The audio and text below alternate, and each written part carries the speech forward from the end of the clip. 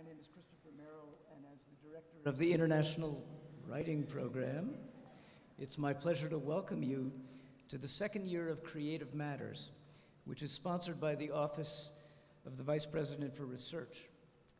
I wish to begin by singling out for special thanks Dan Reed, whose support for the arts and humanities is crucial to the life of our community. Creative Matters, which brings together artists, writers, scientists, and thinkers to discuss the creative process, grows out of the Arts Advancement Committee, convened by Provost Barry Butler and Dean of the College of Liberal Arts and Sciences, Chadin Jalali, co-chaired by Alan McVey and Chuck Swanson. Our charge is to synthesize energies, forge connections across the disciplines, and spark new ideas in conjunction with the rebuilding of our arts campus. Innovation is our theme. In Creative Matters, the brainchild of David Geer, George de la Peña, Ann Ricketts, and Leslie Weatherhood, to whom I owe a debt of gratitude for coordinating this wonderful series of events, is a showcase for those who challenge conventional thinking in a range of disciplines across campus. Creativity is a defining feature of the University of Iowa, the first higher educational institution in this country to award graduate credit for creative work. And to broaden our understanding of the mysterious means by which new discoveries are made in the arts, humanities, and sciences, I often turn to the creative process, Reflections on Invention in the Arts and Sciences, a book of essays and reflections on the ways in which artists, writers, composers, mathematicians, and scientists have made discoveries integral to our fabric of life. In the introduction to this book, Brewster Giesland argues that invention in the arts and in thought is a part of the invention of life. Creative Matters seeks to foster such invention because it is critical to our aesthetic, physical, and spiritual survival, more so now than ever in the midst of a contentious political season. Surely William Shakespeare, whose first folio is on display in our library, would not only understand the stakes involved in this election, but would find creative means of transfiguring it into works of enduring literature. What good luck for us, then, to have in residence the Q brothers, who translate the bard into a modern idiom and context. Musicians, actors, writers, and educators, and DJs, GQ and JQ created and starred in the award-winning, internationally acclaimed production Othello, the Remix, and Funk It Up About Nothing, both musical hip-hop adaptations of Shakespeare's classics. Othello, the Remix, was commissioned by Shakespeare's Globe Theatre in London for the 2012 Globe to Globe Festival, produced by Chicago Shakespeare Theatre, played the Edinburgh Festival Fringe, enjoyed a 5-month run at Chicago Shakespeare Theatre, and has toured to Germany, South Korea, London, Poland, the United Arab Emirates, Australia, and New Zealand. Funk It Up About Nothing was commissioned by Chicago Shakespeare Festival and ran at the Edinburgh Fringe Festival. You can see a pattern developing. And on tour to London and Australia. A Q Brothers Christmas Carol had its world premiere at Chicago Shakespeare Theatre in winter of 2014 and returned in 2015. Their off-Broadway smash hit, The Bomedy of Errors, which they co-created and starred in, has toured around the world and is published with Sam French. Their latest production is a two-man version of The Two Gentlemen of Verona called Q Gents, commissioned by Oregon Shakespeare Festival and currently touring. Film and television credits include the music Drumlin and the TV show Scratch and Burn on MTV, which they co-created and starred in, as well as work with Fox, CBS, and Showtime. They have numerous album credits as musicians and producers, including the Q Brothers' The Feel Good Album of the Year. The Q Brothers also conduct hip-hop workshops for children of all ages and have worked at Connecticut College, Lehigh University, Lollapalooza Music Festival, Austin City Limits Music Festival, the Latin School of Chicago, in London and throughout Australia, as well as in the Cook County Jail in Chicago and 2 state prisons in Missouri. Their interlocutor tonight, Miriam Gilbert, Professor Emerita of English, taught at the University of Iowa from 1969 until 2013. Her major interest as teacher, scholar, and co-editor of anthologies focus on drama, performance, and the teaching of drama. She's written 2 books studying individual plays and performance, Shakespeare in Performance, Love's Labor Lost, and Shakespeare at Stratford, The Merchant of Venice, as well as articles on teaching Shakespeare through performance. She is co-editor of Stages of Drama, an anthology of plays from Aeschylus to Suzanne Laurie Parks, and she's taught 8 seminars sponsored by the National Endowment for the Humanities. Her second home is in Stratford-upon-Avon in England. So please join me in welcoming the Q brothers and Miriam Gilbert to the University of Iowa.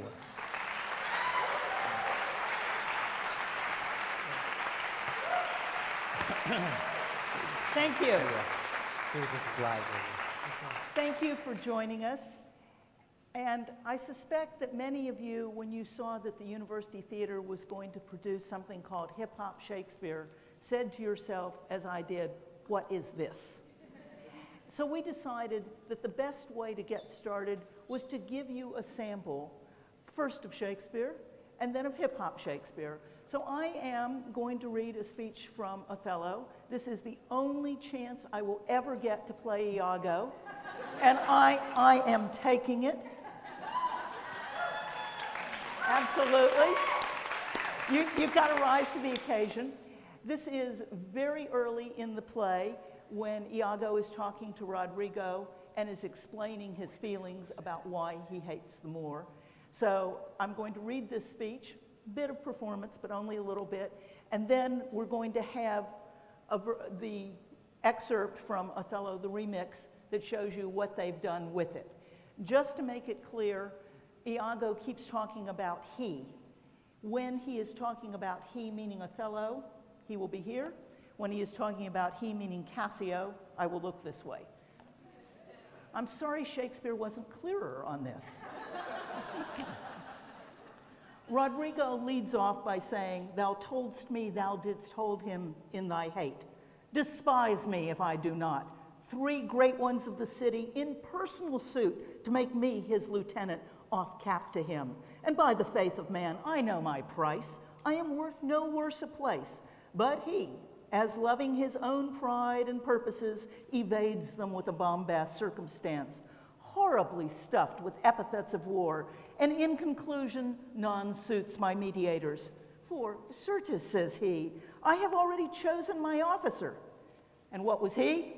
Forsooth, a great arithmetician, one Michael Cassio, a Florentine, a fellow almost damned in a fair wife, that never set a squadron in the field, nor the division of a battle knows more than a spinster, unless the bookish Theoric, wherein the togaed consuls can propose, as masterly as he. Mere prattle without practice is all his soldiership. But he, sir, had the election, and I, of whom his eyes had seen the proof, at Rhodes, at Cyprus, and on other grounds, Christian and heathen, must be lead and calmed by debitor and creditor. This countercaster, he, in good time, must his lieutenant be, and I, God bless the mark, his moorship's ensign.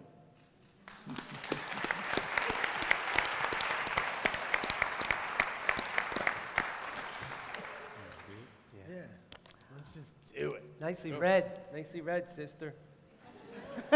Thank you. Wonder why I'm mad? Wonder why I'm mad? I'll tell you why I'm mad. Check it. 3 of the hottest hip-hop producers in town told them my album should drop next and that I should throw down. Now, I know what I should be. I know what I'm worth, but Othello just ignores me and says, Cassio's first. yo, battle after battle after battle with this crew.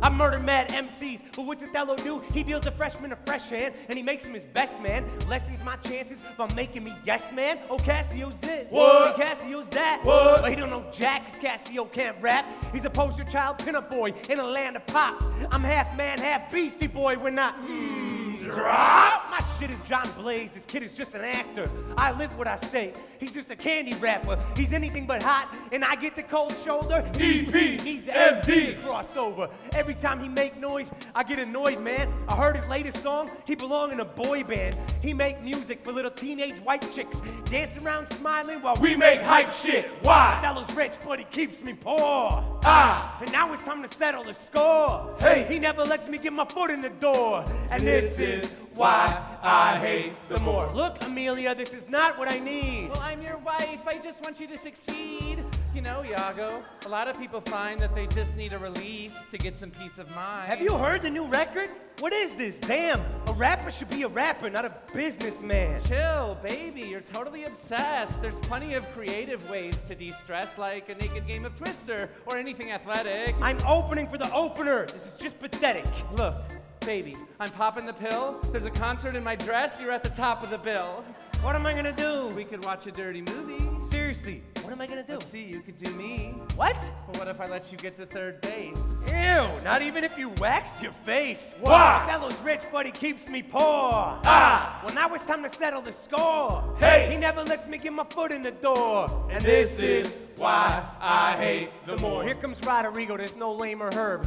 I mean, picture me hanging with some gamer nerd. I let him be my techie and say some words, cause the kid is holding paper like it's made to burn. Yo, what's up, Rodrigo? You played D&D last night? D&D, yeah, that was like 20 years ago, all right? It was World of Warcraft, and yes, I won. And yes, I killed a dwarf, and yes, it was fun. Ah, if it was so fun, why do you sound so depressed? Because I was thinking, I don't think I'll ever have sex. Ah, you can pay for it. You know where that dirty pub is. Not like that. I mean with someone I'm in love with. Then find what you want, pursue her, and do her. There's only one woman for me, and I can't talk to her. Desdemona. With that, I can assist, even though she and Othello are in the midst of a tryst. What? Oh, frack, my life is through, dude. Calm down, Rodrigo. I'm gonna tell you what to do. You really do love her? Yes, with all my Then heart. stick with me, and we can tear these lovebirds apart. Oh, yeah, like I'll ever end up with that girl. Let's see, me or the greatest rapper in the world. What did you call him? Whatever, I'm just saying he's awesome. Doesn't mean nobody can play him. Every man has a fault. His Achilles heel. When I find his, shit's gonna get really real. But you're his boy, so what's with the treason? Trust me, Rodrigo. I got my own reasons. Why? Othello's rich, but he Keeps me poor. Ah! Well, now it's time to Settle the score. Hey! He never lets me get my foot in the door. And this is why I hate the more.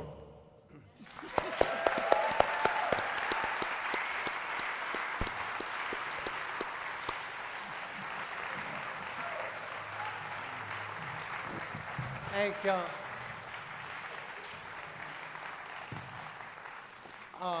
Also, just before we go any further, I'd like to just add to what Chris was saying, because I think that was taken off of an old website. This is Jackson Doran, and this is Pastel Pringle. They are also Q Brothers, a part of Q Brothers Collective. They have co-written and co-directed multiple pieces, including the one we're doing here, including I Heart Juliet, a Q Brothers Christmas Carol, and Jackson is an alum of UI. So, that good? Yeah. So just to repeat, Paz, Jackson, G, and J. Word up. Okay, so I thought I'd start with some questions, and then I'm sure we're going to have plenty of time to open it up to you. But my question is, how did you get from what I was reading to that? In other words, what's the process by which you do that? So typically, the way it started, it gets a little more streamlined each time we do it, and we're probably on like our 7th Shakespeare project at this point on some level or form. But the first translation is a line-by-line translation. Of every line? Every single line, every single stanza, every single character. So the first, like literally, you can look at Shakespeare's version and our version, and you can just turn page by page and see, okay, they just modernized this vernacular. They kept, like, we might have like 40% of Shakespeare's language still in that. Well, I heard the thing about I am worth no worse a place. I know what I'm worth. Yeah. It's a bunch of little phrases So like that, in yeah. So you're picking up on that. yeah, He basically. said, you know, in yours it said, yours. It In said, yours, it is, I own it. it Yes. said, you know, despise me if I do not 3 great ones are the city. And he says 3 of the hottest hip-hop producers in town told him my album should drop next. You know, it really mirrors closely a lot of the language. Okay. At least, and especially in the first draft, it mirrors a lot more closely.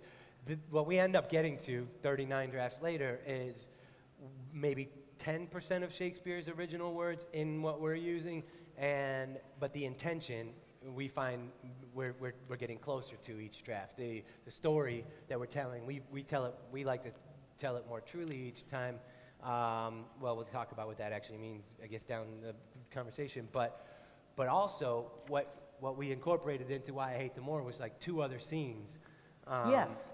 That I think you recognized about, you know, we added something with Cassio and Amelia's wife to show that relationship. I think that scene, is that scene in the original as well? It's later. It's later. It's later. Right. And then you also have the Rodrigo Iago scene. Exactly. Which actually is both before and after what I Yeah, read. exactly. Yeah. So, you know, after, so the surrounding. after that first line by line translation is done, we'll go back at it. Jay will make a bunch of beats. We'll go back at it and try and put stuff over music, but then also take a big, like, red pen to a bunch of things, say, these 3 characters are extraneous and they can be one character. These 3 scenes can be one scene. Well, also what happens when you're translating line by line, what ends up happening is your understanding of the original gets really deep. And so Yes. you get the play in a way that you didn't had you just read it quickly. You know, because you have to translate it into your own language, your comprehension grows. And so what happens then is that you start to have a point of view on it. And when you have a point of view on it, you can start to go, you know what's a better setting for this, for our world, or for what we're going to try and do to it, is potentially the music business for this particular one. Yes. And for Julius Caesar, it's like, you know, sort of a fictional capital city. But it's modern. And so we see how it's going to get modernized a little bit. And we keep pushing it in those directions. And sometimes we hit a wall. We have to go back and kind of rework it, but yeah. Yeah, I was going to say, to Hans. add to that, I was going to say, we basically also use Shakespeare's version kind of as just an original roadmap to some, in terms of like the plot points, in terms of how the story, the road that the story goes. A lot of his plays were very linear in the sense that every moment in the play happens the next moment, as opposed to there's this side of the story and simultaneously something else is happening here. He had some plays that were like that, but a lot of his plays were straight linear. But regardless, we use that almost as a roadmap, but what we do is kind of like, if we're riding on that road, we like turn off into the woods and drive it into the sea and, you know, and go swimming, kind of. Okay. You know what I mean? But it's interesting to me that it starts with that discipline of having to translate every single line, because in a way that really does ground you. You don't really understand it until you do that. And the first few we ever did, like, it was necessary on a few levels. You know, I grew up with a reading disability, so like I needed to dissect every single line. Then I got to points where I would be like weeks in this text and not even seeing like people or like living in the world, and I would get to points where I thought, like, you know, I'm going to look up I'd have the OED out, I'd have the internet there, I'd have like 2 notebooks of mine, I'd have 2 different versions published of the play, some with footnotes and everything. And I'd be like, I still don't think I've understood what this means or what reference it's making. And I'll find that there's like conflicting opinions out there. Definitely. And then I'll find like it was super empowering for me because I ended up forming opinions about it where I believe I discovered things that are not written about yet. Like if you spend 80 hours a week for 3 weeks on a text, like you're bound to find some stuff in Shakespeare that you're like, I swear to God, Shakespeare meant that, but no, I can't find anything. I scoured the internet and nobody said anything about that. So like that's whether I'm right or not. I don't think anyone's fucking right or not, but like it was empowering to have those moments and then to be like, okay. Like, Well, and what I would support on that is, you know, when you're writing as a critic, a literary essay, you can pick and choose which quotations you want to use to make your argument. Support, yeah. But in fact, what you're saying is by forcing yourself to go through this every minute, or word by word, you can't pick and choose. Just as actors who learn the lines, you have to know what you mean or you can't own them. So maybe this should have been a preceding question is, what drew you to Shakespeare? I mean, we've got that process. Why Shakespeare? Why do it to Shakespeare? Whatever it is you're doing. Why? In other words, what led you to go for Shakespeare? I mean, It wasn't. it was an accident. It was an accident. You know, An accident? Yeah, Well, yeah. An accident? It was. I mean, it he was in senior year of college and was doing a senior project with some friends. Was trying to do hip hop and theater. They ran out of time. They had to adapt something, and Shakespeare's free. So we landed on That's that. it. This is That's true. it. I mean, So yeah. that's how it started, but it wouldn't have continued, and we wouldn't have been doing it for the last 17 years, 18 years, if it wasn't accidentally a really good idea, you know? Like, Yes. It turned out once you got into it, and we wrote the first couple pages, or even first 8 lines, and you just rhymed them and put a beat on, fucking it just man. popped off the page, and we just went, whoa, like there's something So- in this. I don't really believe it was an accident, but it wasn't an accident. You know? Okay. You mentioned the beat, and of course we could hear that. I went to see a rehearsal a week ago just to listen and kind of get a better sense of what was happening. Where do those beats come from? You write those too? I mean, because they're not Jay does most of them. Paz does a bunch of them. right. You want to speak? I mean, but it's not the same for every scene or every character. So what goes into your creation of a beat? You go. I mean, basically, like, initially we make a beat that just works, for the cadence of the 4/4 time that we're writing in. Okay. So, like, Shakespeare wrote an iambic pentameter. Which is 5 beats. Yeah, exactly. Yeah, which is 5 beats, stressed and unstressed. We write for 4/4 time. So initially, what we do is we make a beat. Once we have what feels like a good scene or passage, we put it to a beat. Put it around 90 or somewhere between 90 and 95 BPMs, beats per minute, and see how it works. And see how it works, see how the scene plays, if it's actually, see what the feeling is. Because you know how when you certain scenes, a scene from Othello, for instance, of Iago can be, when he's by himself, can be very intimate. When he is manipulating somebody, it can also at times feel very jovial, and then all of a sudden become very conspiratorial with the audience. And then, a scene with Othello and Desdemona can feel celebratory. So we figure out the emotion that needs to come from each scene. Then we go back to our laptops. Both Jay and I, the predominant production tool that we use is Logic, and we go in and we try to make beats that reflect the sound, or the emotion, I should say, from those scenes. Okay. Kind of. Also, Jackson, yeah. we also have like a sort of varied background in musical taste as well. And so when we find like a character or a group of characters embodies a certain theme or style of not just mood, but also like certain characters have their own little instrumentation to reflect or to reinforce that character, we'll be like, oh yeah, you remember that weird 70s rap song by The Sequence, that group of women or whatever? We did the version of Lysistrata, and we're like, and we'll go back and listen to that and be like, okay, yeah, cymbals, hi-hats, weird triangle moments or whatever, and like inflect infuse our musical. I mean, some of it is like, so because, like, it's more like opera, because all the scenes what you saw was a number. That was like a music, like in a musical, that would be like a song. But in between, there's a bunch of scenes in between all the songs, and all those are over beats too. That's right. And so the songs are more fleshed out and have more of like a chorus, and the scenes, in order to give the actor freedom to have dynamics within what they're acting, they have to be skeletal to some degree, because if you have too much instrumentation or you're pushing your idea of what the mood of the scene is, it's too prescriptive and it doesn't give the actor enough freedom. Okay. And so we try and stay out of the way. You go, what is the general sense of this scene? It's tense. Okay, it's tense, but it's not like brooding, and it's not tense and happy. It's just tense. So like, how do we do that and stay kind of with a lot of space in there for the actor to still put the type of tension that he or she wants to on it? Okay.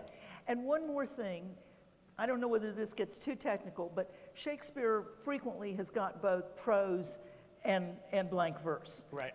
which are different rhythmically. And it's not as noticeable, say, in Othello, but in Much Ado About Nothing, wildly there's noticeable. tons of prose, and it's very witty prose, especially Benedick and Beatrice. Does that have an impact on the kind of beat you're doing or on the rhyming scheme that you're working with?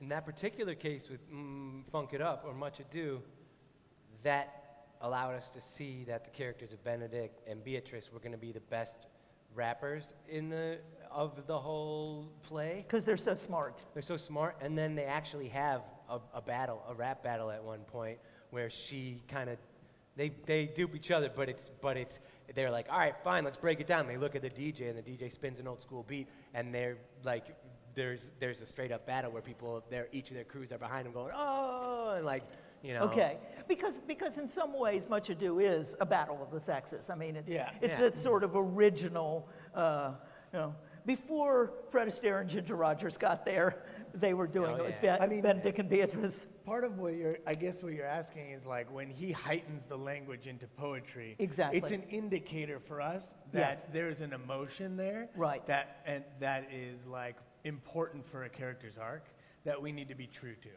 So for us, all of it's in verse, but when something like that happens, we go, okay, we need to spend some time on this couplet because, it's like, Green-Eyed Monster, when he goes into that, we didn't end up using much of that line, but in that scene, our version, the equivalent part of that. The jealousy scene. Yeah, we started to put in like all of this wordplay. It happened naturally, and then we looked back and we're like, oh, it's in the same spot that his is, So he says like, the pieces of my puzzle I'm a press into place, and I can tell this work and see the stress on his face. And it's a really complex rhyme scheme there. And it happens to pop in the same spot that Shakespeare's popped. So a lot of that happened. That's a really useful idea. So we've heard a bit from Othello. We've mentioned Much Ado. You're working on Julius Caesar. And my question is, does Julius Caesar, which is the first really sort of history Roman play, I mean, it's not a comedy, not one of the big tragedies, does that pose new problems for you? And I ask because it's such a rhetorical play. This is a play full of people making big speeches. Best known, Friends, Romans, and Countrymen. A fabulous, fabulous piece of rhetoric. But I'm just wondering what kind of challenges this play, which you're working on right now. Jackson, are you jumping in here? Yeah, I would say, I had a great lunch with one of my professors from here, actually, one of my mentors, Carol McVeigh, yesterday, and I think one of the first things she said to me was, making theater is never easy. And I think that every time we go into this, I'm always like the planner of the group. I'm like, we're going to do this, we're going to get there, we're going to go this. And it's always a challenge. I was hoping we'd be like at a certain place by this point, and we're never at that place. It's always one door opens up another door, and you find yourself down a rabbit hole that you need to get out of and go back into another one. And that's the beauty of the process, right? That's what we love. So a lot of rewriting is going on. A lot of rewriting, yeah. And this play in particular, ask our actors. there are a lot of speeches, and we did a line-by-line translation, and what we found actually was there's, in a contemporary context, a lot of that heightened emotional nationalism that these characters have is pretty hilarious in context. There's a lot of man love and super crazy masculinity and over the top, make Rome great again. There's that sentiment. A possible dictator in our near future. Ridiculously overreaching foreign policy. So a bunch of people who are like sheep and kind of go where Fox News tells them to go.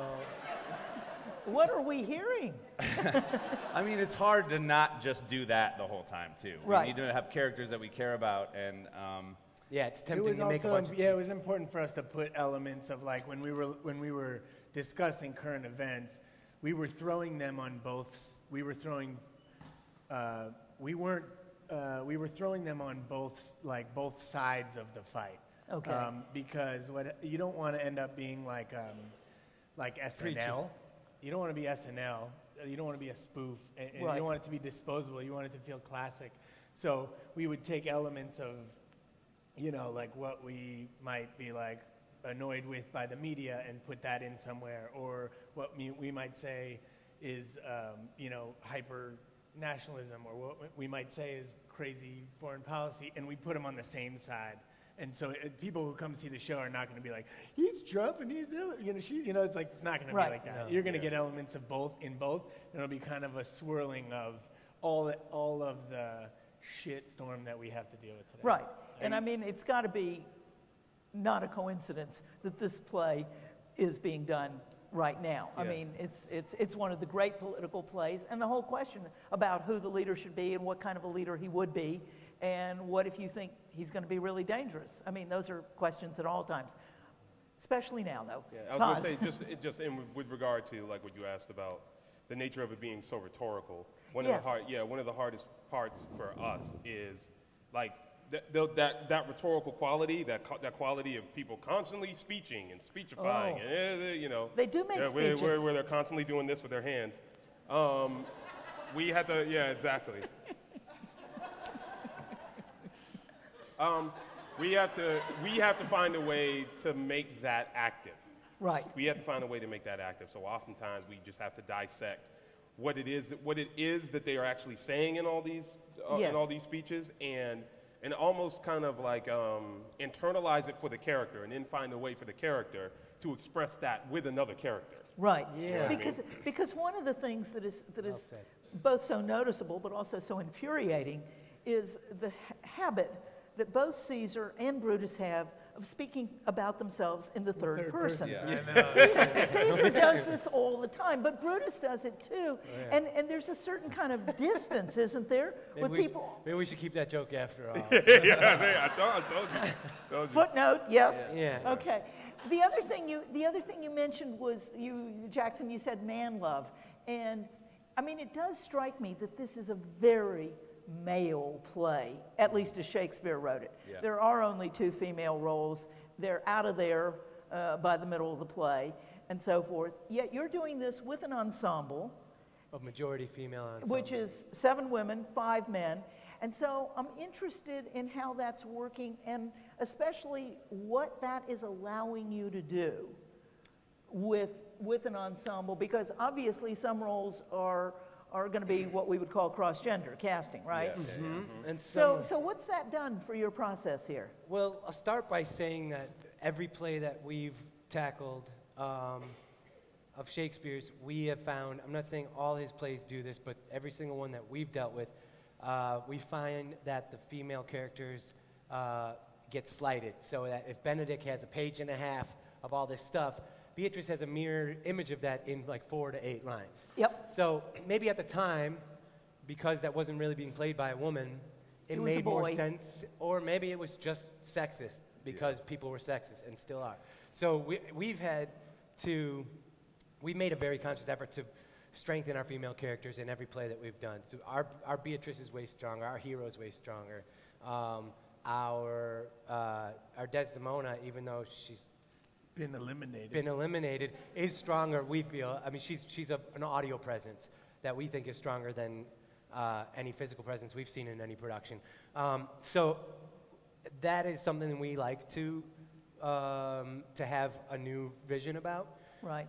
So that's really cool that we could do that in this play, but also there's some instances where we are casting females as males, but there's some instances where we're rewriting male characters as a female character. Okay.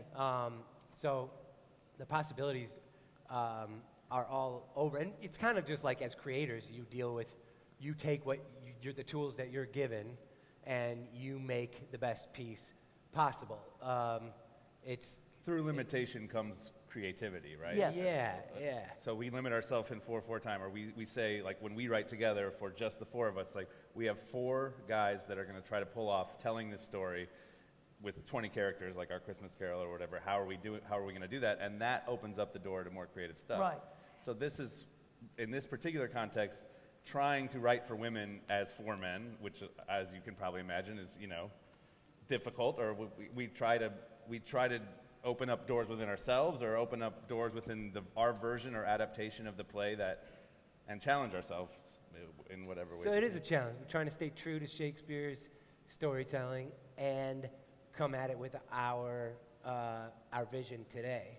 But that's what we do for every single play. So to me, it doesn't really matter that it's 7 women and 5 men. It could be 12 women. It could be 12 men. I still think we'd probably have female characters in it. We would still have, we might even make some of the senators female at that point. I really don't know what we would Right. do in that situation. And of course, you've also got the other challenge, which is you've got 12 actors and 40-some roles. Although I'm sure some have been, yeah, cut. Cut combined. Maybe like 20 Cut roles. combined, absolutely.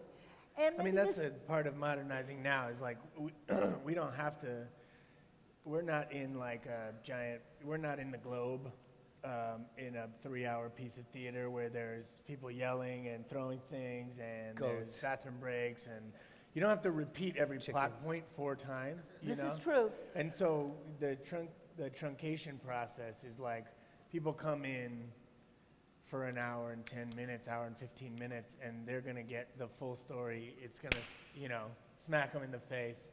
I think like we keep it short on purpose. I think modern attention span is such that we like to, but also the fact that it's a lot like theater now is a lot less like heckling than I imagine was back in the day. And so people are attentive in a way that. Right. That and I'm really quick, sorry, I don't mean you're squishing so much. I mean, it's all over a beat, like we said. So there's no time for like pauses and like pregnant, like, you know, spaces. And there's only so much. We find that like after 75, 78 minutes, maybe 80 max, even if we were watching the illest piece that we thought was, you know, like the coolest thing, like at some point your brain just goes like, stop fucking rapping at me, like I'm done. There's this play in particular, I've never seen it produced, but there's so many characters in this play, and There are a an lot of awful them lot. have the same names. Like there's multiple Brutuses, there's multiple Sinners. Pugiluses, and it's like Sinners, yeah, it's 2 multiple- different sinners. There's 2 different Cinnas, but that's actually a wonderful moment. Yes, it is. Is Cinna the poet surviving? We'll see. Sorry, We spoiler talked about alert. it yesterday. we we talked had an about it later. idea, We'll but see, I don't yeah. think I it's- just have, We'll see. You know, and I'm a big fan of Cinna the poet. So are we. but yeah, so We are are we. Big too. fan So are we. here. But we kind of, because of the form, everyone's Sin of the Poet in this at some point. Fair Yeah, enough. because we do Everything in because poetry. because it's our style is comedic. A lot of people's favorite comedic moments end up getting cut because it's like the. I mean, when the whole thing is funny, you don't need the comic relief as much. So that's like been. We've tried to keep it in for many drafts of many versions of things we've done, and at some point people go like, The Gravediggers always get. Yeah. Gravediggers get cut every time. Yeah, I was gonna say, if we ever did Merchant of Venice, Gobo would like. Oh, yeah. Well, Poor listen, Gobo. he gets cut a lot anyhow these days. I just put in my plea for Sin of the Poet in that it's not exactly a comic we'll moment. make a We're reference working on at it. We're least. working on it. Okay. For you. Yeah. If you can find the hidden reference, it'd be like, where's Waldo? If you find the hidden Cinna reference. There we go. I bet you guys have some questions that you'd like to ask, and this might be a good time to throw it open. Things you'd like to know? Speak up. Maeve? What's it like performing in a prison? I will repeat questions. Powerful and intense. Especially in our form, we connect with the audience pretty intimately in a lot of ways. And the first time we did it was for a group of all men. There's 110 guys who were recovering addicts. And that felt like a more intimate environment. We talked with them afterwards, which was pretty interesting.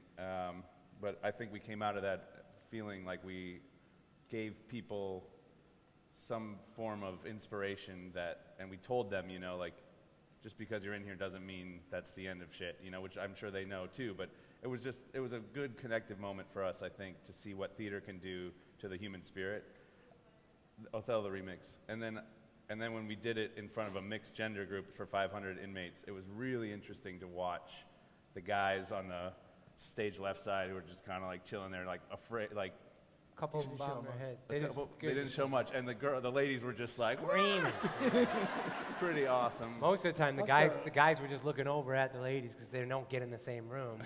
And the women were just screaming and shaking. And then the other thing we did, we went down to Louisiana, some state penitentiaries, and helped 40 male inmates, lifers, double lifers, people who are getting out soon, rewrite Hamlet into in their own words, taught them our form of rewriting it, and they wrote their own version of Hamlet in rap and put it on for the public of the prison and their family and friends, which I could say is super transformative experience, because the same workshop that we taught these guys, and then also the all-female prison we went to, which was we didn't work with Shakespeare, but similar exercises.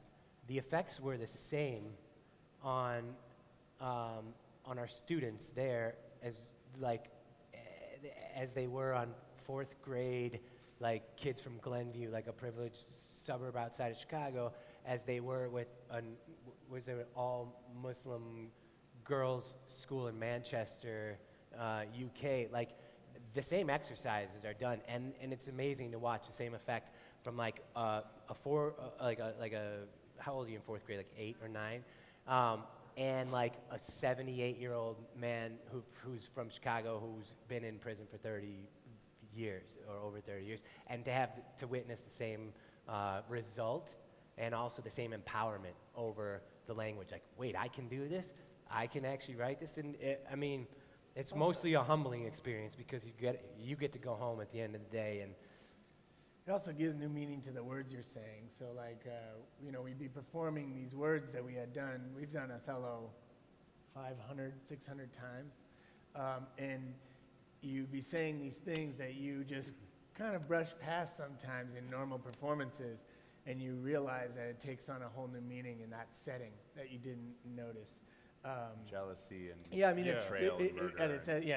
It's about jealousy and murder and backstabbing and poor decisions. Yeah, it's what's up? No, I was just gonna poor decisions, making wrong choices, and making choices, and also then we talk sort of about how Othello's an outsider, and there's this song where he sings about living in a cold, dark, and unforgiving system. And we singing that at the end, and all of us were like, I had never sang these words before, these words never really made sense like they do right here. So it was really cool. There's a, we'll stop talking about that, but there's a mini documentary we made about that day. It's about 5 minutes. If you just YouTube Cook County and Q Brothers, you'll see it. Or if you go to QBrothersOfficial.com, at the bottom of the front page, you can click on and watch that video on YouTube. It's 4 minutes. It'll give you a cool insight into our day at Cook County Jail. Right. Other questions? Yes.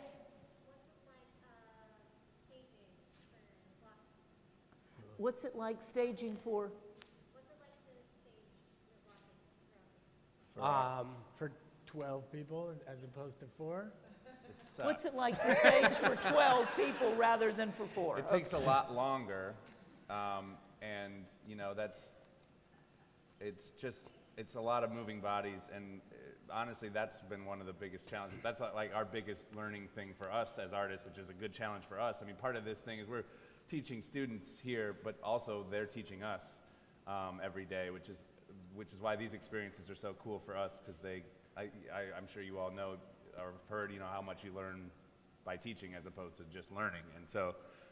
But it's really fun. It's if you're a painter and you only have 4 colors for 6 years, someone says, here's 8 more, the possibilities are really awesome. It's just overwhelming at first.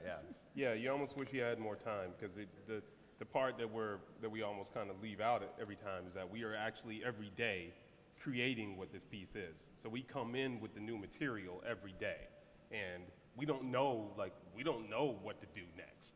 To some extent, we don't know where there are cool things. So we too, just have to figure it out. There's just throw things stuff against the wall. In the piece that we did for you guys right there, when we're all just doing this at some point with 3 people in the background, we make do. But if 12 people are doing this, it looks awesome. You know what I mean? So it's cool.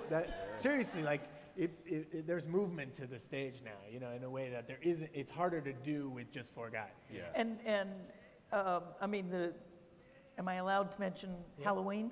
Sure. Yeah. The Ides of March has gone, but Halloween has not. And I think that I'm wondering whether having this many people opens up the possibility of what that Halloween scene is Why going to be don't you like. ask Megan, our wardrobe supervisor, when 2 weeks in, we're like, oh yeah, by the way, it's Halloween, so every costume we come up with, everyone is also going to wear another costume that night. She was like, awesome. Yes. Or as they used to say in Up the Down Staircase, let it be a challenge to you. Right. Other questions that you have? Yes, please. Shakespeare is such a highly scholarly sort of subject. Have you guys been receiving a lot of criticism from upper echelon sort of scholars that cover Shakespeare? How do you deal with that? And what's your response to that kind of stuff? So the question is because Shakespeare is seen as so scholarly and whatnot, do you guys get criticized for?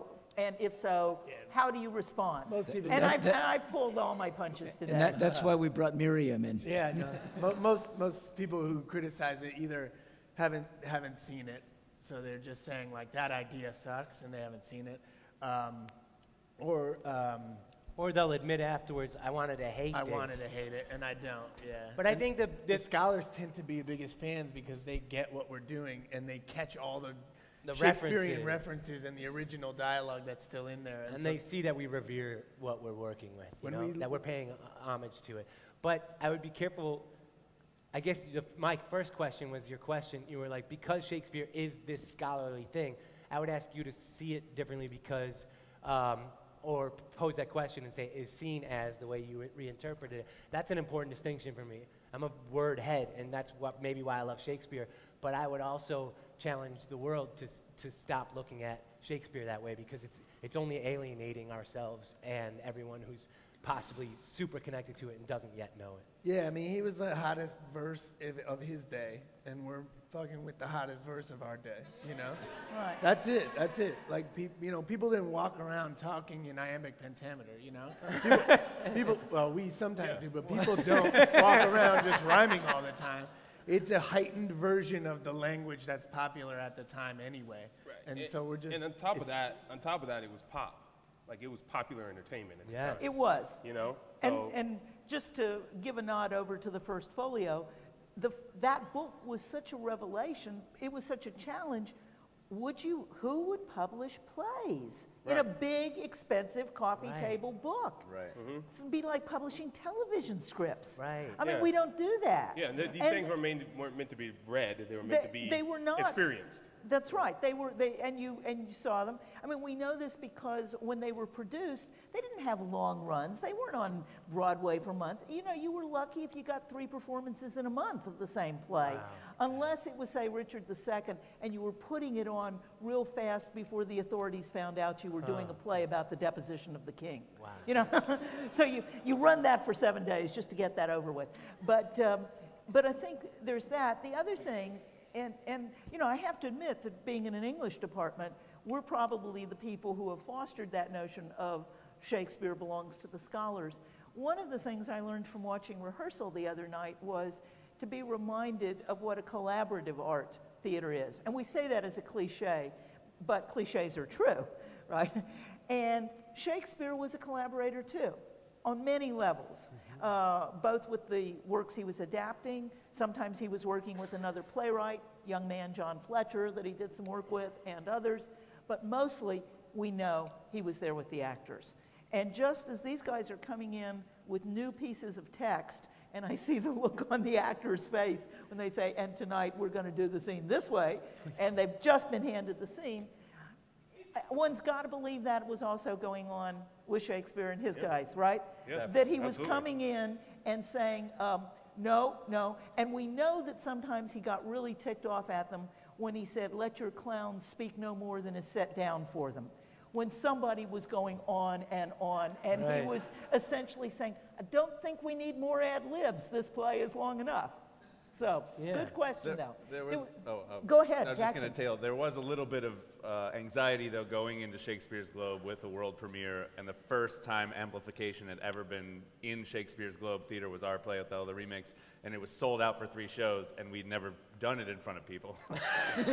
There was a level of like, oh shit, what are they going to say, But a lot of the Shakespeare heads were the ones that came up afterwards, the people that had been studying it and going to the Globe their whole lives. Usher was like, she's like 80 some years old. She's like, I've been ushering here for 60 years or something Sam like that. Winnemucca would be so Yeah, proud. she said that this is the closest thing that she could imagine to going to Shakespeare in his day. And Yeah. former Royal Shakespeare Company members have seen our work and said very same things in truly Australia. true, yeah. Simon Hinton's dad and all that. Good. We have, can I get a question back here? Yes. Hello. Hello. We've got a ringer here. No, that's fine. You come on.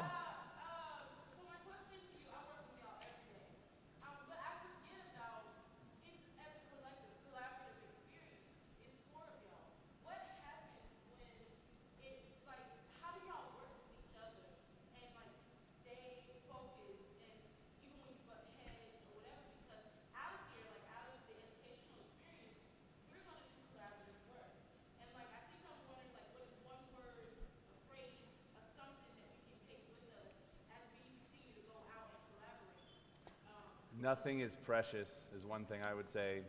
You might have an idea that you think is going to be the play, and this is everything that, and you're going to stick to it and fight, fight, fight. But if you have 3 guys in the room that are also making the same play with you, and they tell you every day, actually, no, that's not going to work. This isn't. And you're like, no, I got this, I got it. But you really can't be precious with anything because it's going to take you all around. And the other thing I always say to you guys too is to say yes to each other. You have to say yes. You can't.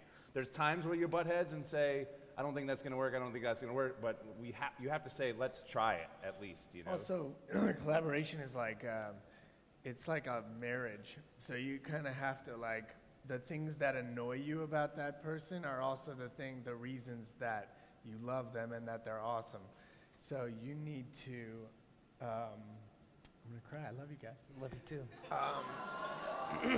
You have to You know- you have to appreciate people Yeah. for the way they are. And you get it. I would add to give, and it's on that same note, probably just different language. It helps to give thanks every day in some form. Now you're making me cry, dude. for your team, for your brothers, like, because when you do that, you humble yourself to a point where what they bring, you know, what you all bring together means more than what you could ever bring yourself, Yeah, and it's that's like- the heart of collaboration. And That is I'm amazing. not gonna try. I'm not gonna cry. But what I would say is also you have to have a huge level of trust. Yeah, you just have to trust that whatever road these people are leading you down is like that you're gonna land safely. Okay? And then- Yeah, and the same thing. You have to trust that when you know like this is what we should do, and they're going with you. You have to trust that it's gonna land safely. That being said, when you see the show, you know, no, I'm just kidding. We've got time for just a couple more. Yes. So it's my understanding this is not your first residency. So I've got 2 questions. In your dream world, how long would a residency be? How long would a residency be? And secondly, do you modify that residency script variation to create a production for the 4 of you? Sorry. Have you created a 4-person version of one of those residencies yet? We have Not not yet. gone down that road. We want to, but we have not yet. And you know, you're in one of these things. You're always going to ask for more time. Like right now, we're like, oh shit, we're running. Should be out of 6 time. weeks. Should be Yeah, 6. yeah. There's 5 something weeks to is be right. said about giving 5 yourself a weeks is right. deadline. And the version that we'll produce here at Iowa will be, you know, Its probably its version before we go back and rewrite it 20 more times. You know, and so, but you want to give something that you present that as is a work in progress, but also speaks for itself in the process. But I mean. I think I'd say I think 5 weeks. Yeah. I mean, I think it's fine. Like, I mean, I'd say the only thing that I would desire if we had 5 or 6 weeks is to have 2 weeks off in the middle of that. Because incubation, in terms of like marinating on the ideas and Getting a little seeing- distance, maybe? Yeah, getting a little distance from it is really good because we can sometimes like you don't want to see the house after we've been in there for three like consecutive days. Like, or 4 consecutive right, weeks. Right, exactly. So that's the only thing that I probably would ever desire out of it, like a week or 2 off. But between this process and the next time we work on this script, we'll get that incubation. That's how Right, we do exactly. it, you know. Right. Anything else? No? Well, then, Oh, Oh, sorry, there's wait, two wait, people wait. talking. We'll get both. Awesome. how does it feel to be This place back? is great. That's It's great. beautiful. There's the souls of many amazing writers that traipse the streets of this beautiful town, and it's like, Oh yeah, he's been re-inspired. He's been spouting off all this stuff since we got here. We pay people to say things like this. Yes. One more question. Are we going to see you in performance here? You just did. Did You you, not just get here in did. time? there's nothing planned right now. Oh yes, Thursday night, the Yacht Club. We're playing at 11 p.m. You should come see it. It's a little more irreverent than our very normal stuff. irreverent, actually. Highly But offensive rap. So is Shakespeare. It's more self-effacing than anything. So feel free, but don't. Obviously, you can't bring kids to the Yacht Club at that point. So that It won't would be happen. awesome. You should tell them to bring Q Gents or something here. Tell the powers that be to give us more money. That'd be awesome. Okay. Just want to thank you for joining us and thank Paz and Jackson Miriam, thank and you. G and You're J. awesome. Thank Give it you up. Can very we give it up much. for Miriam, please? Thank you. You're Is awesome. it okay? That was lovely. Good. Thanks, y'all. Glad you liked it. You were fabulous. You really Thanks, were. y'all. And, you know, Paz, you were threatening not to come. I can't believe it.